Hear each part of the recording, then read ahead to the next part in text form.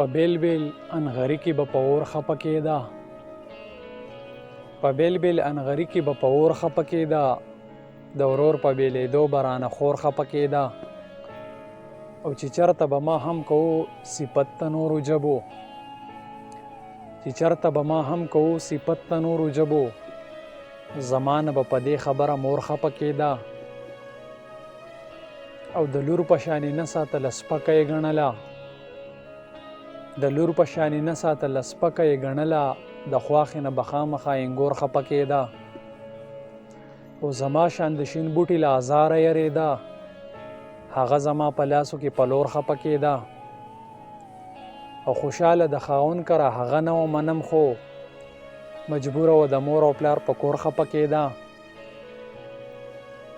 او پیون پیون جامې پردي پیزار په کور زړه شوه، بهر وتلی نه شوه په پیغور خپه کېده. او سداسې زمانه و په ټوپکو ایسه نه وي، خو صرف د حجرې په ټنګ ټکور خپه کېده.